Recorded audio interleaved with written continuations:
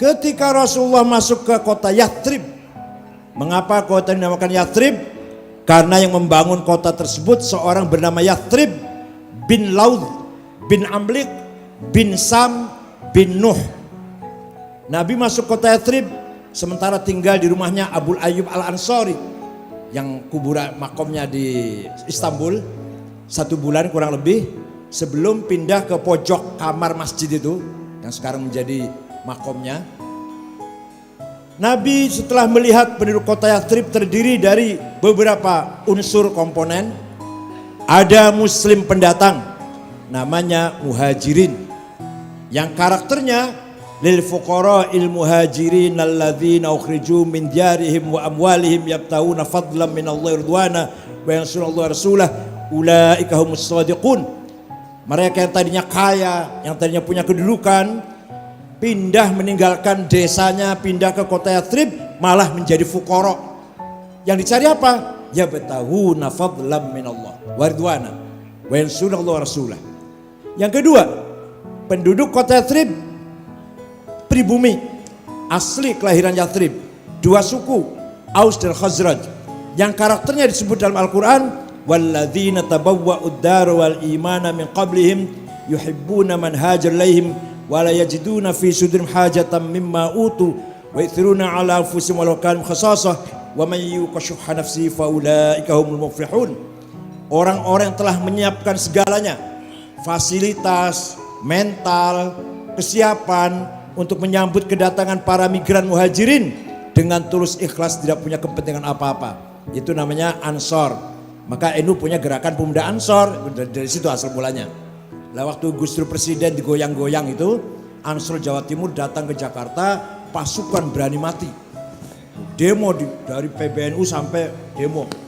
Bela Gus Dur berani mati. Sampai di Bundaran HI hujan besar, lari semua. Lari kantor PBNU, kerokan semua punggungnya itu. Katanya berani mati. Memang saya berani mati, tapi nggak berani masuk angin. Ya udahlah. Yang ketiga, penduduk kota Yathrib masih ada non-muslim. Yahudi, 3 suku. Bani Quraidah, Bani Qainuqa, kebanyakan perajin emas. Bani Quraidah, petani, nanam korma. Dan Bani Nadir, pekerja. 3 suku ini pelarian dari gurun Sinai. Setelah Nabi Musa, Harun, Yusha dikejar Ramses membawa Bani Israel kurang lebih 70.000 menyeberang Red Sea, tujuannya ke Palestina, Yerusalem, tapi belum nyampe ke sana, baru di Sinai berhenti 40 tahun. Nabi Musa wafat, Nabi Harun wafat, Nabi Yusha wafat, maka Israel bercerai-berai. Kebanyakan ke Eropa, 3 suku ke kota Yathrib yang keturunannya jumpa dengan Rasulullah SAW. Israel itu 12 suku karena turunan dari 12 anak Yakub.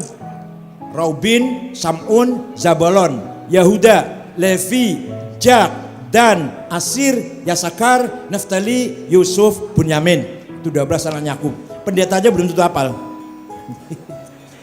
Maka 12 suku. Nah, Nabi Muhammad masih ada sedikit penduduk kota Yathrib pagan, musyrikin masih ada. Setelah melihat keadaan seperti itu, maka Rasulullah memutuskan begini keputusannya. Bismillahirrahmanirrahim. Hadza kitabu Muhammad. Al-muslimuna min Quraisy wal muslimuna min Yathrib wal yahud wa man tabi'ahum wa lahiqa bihim wa jahada ma'hum innahum ummatun wahidatun min dunin nas.